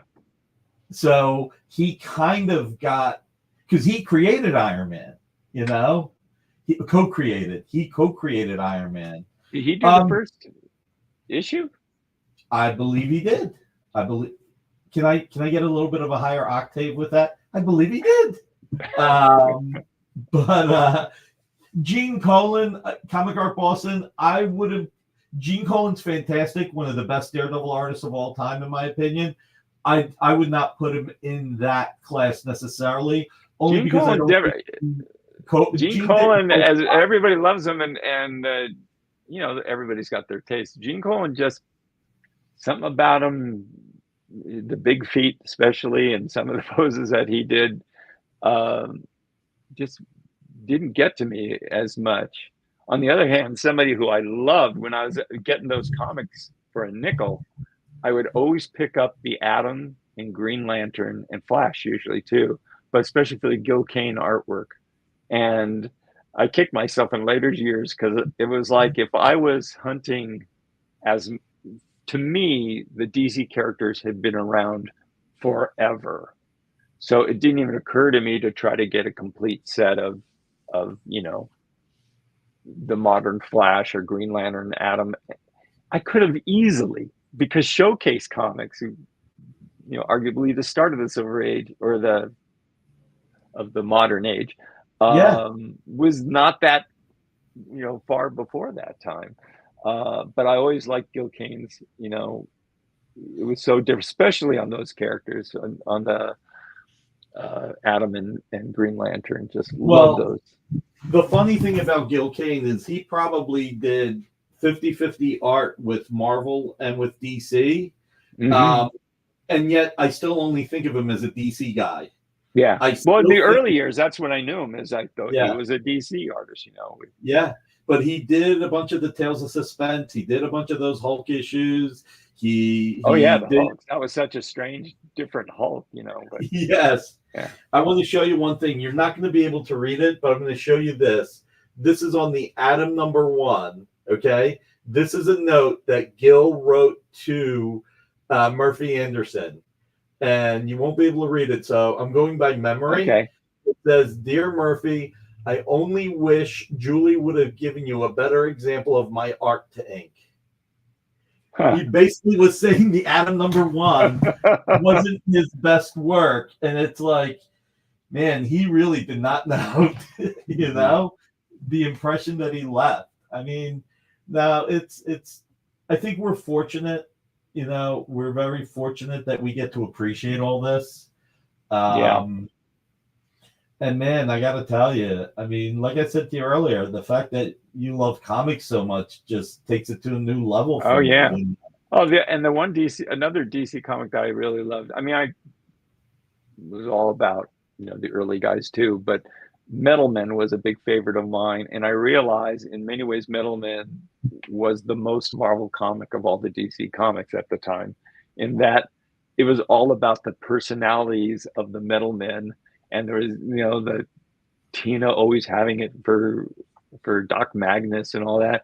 But the stories were crazy. I mean, it was like people looked around the room and they said, "Oh, here's an artist roller I'm going to build a giant robot out of that.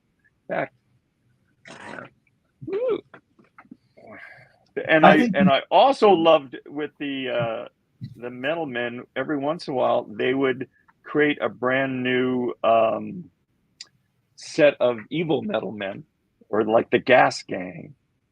I have a reprint book here that I'd love to. I don't know if they got the covers in here. Anyway, all that stuff, for Darkwing Duck, oh God, here are the roller things. I don't know if you probably. Oh, there you go. It's just like, that's a crazy robot just made out of, it's like, I think I saw that in my kitchen. That makes pasta, doesn't it? So, but they'd have all these, the evil counterparts. I wish I could find them. Of course, in my mind, I'm seeing the covers with the don't have in this thing. But anyway, I love that crazier side of comics. On the non-comic, I've been rewatching the TV series Northern Exposure. Okay. And I've always loved that show, and it's got a lot of heart to it and all that. But it also is a really weird show when it comes to characters, and they'll do an episode where it's a dream for the whole episode, or they'll flash back in time and see the origins of the town. And I realized, like, yeah, there's a bit of Darkwing in all of us, even in the TV series. I would tell fans to check that out on Amazon, I guess, Amazon Prime. Just these quirky shows just stick with me, and that's what I liked in my comics too. And obviously, the storytelling, and Roderick comes closest to this, but you look at the Jack Kirby, Joe Sinnott years on Fantastic Four, and it's like, Galactus was introduced in the midway through another issue of entirely different story, and all that was created in like 2 issues or whatever. That I remember they did some early 2-parters when the Fantastic Four, fought the X-Men, and then of course teamed up as you do, and asking the fans, what do you think about this? What do you think about 2-parters? We don't like 2-parters. Oh my God, they tried a 3-parter, and fans, every era has certain type of fans, and it's all in the letter section about, oh, they hated that. And of course, Marvel eventually, there were no single issues. It just became this ongoing soap opera. Well, yeah, Marvel.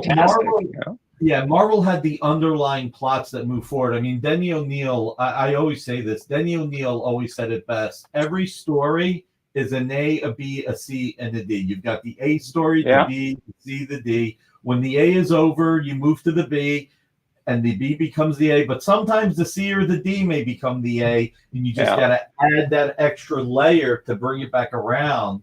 And if you look at what Stan did, if you look at what Chris Claremont and John Byrne did, George Perez and Marv Wolfman on the Teen Titans, you had soap operas, but the stories were like, with the exception of, I think, Judas Contract was the longest Teen Titans story, because that was like 5 issues or something.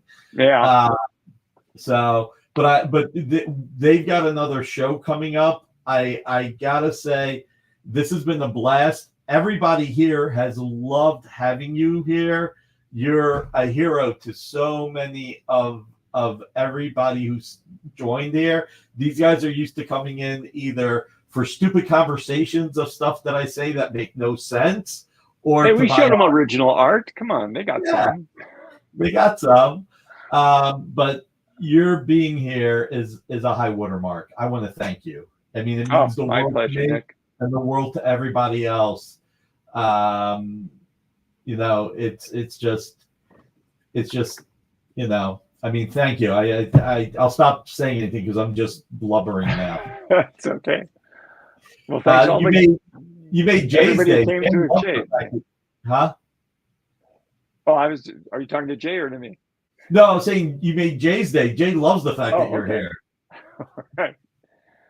Well, I appreciate everybody showing up for the chat, and hopefully, I tried to publicize it a little bit. Hopefully some guys came in that are new, and check out the rest of it, the shows that are on here, because, in checking out what is this place I'm going to be on, I watched, your episode of a couple of weeks back. That was just a general interview with you, and I had a great time with Amy, and in fact, Amy, we got through just half the questions we were going to cover, so we may do a part 2 with her too. So I'll be hanging around. That's awesome. All right, guys. Any crisis art? Marcus is still coming back to the crisis art. Marcus is the resident kidder. He is the wittiest person out of all of us. He really, he's just hysterical. So, guys, thank you for coming as well. Really appreciate you being here. Listen, no matter what you do this weekend, hug your loved ones, because you never know what's going to happen. Be nice to each other. If somebody's being rude to you, you don't know what they're going through, just be polite. Don't forget Ruben's show Sunday night. Be good to yourselves as well. And Karen from Karen's Pages is going to be on with Ruben. Don't forget, Sunday night starts at 7. It's starting an hour earlier. So, Jay, thanks for that. Everybody, love you all for being here, and I look forward to seeing you next week. Take us away, Jay. All right. Twitch, it's not just what happens when you have too many energy drinks anymore. Check out our content over there, too.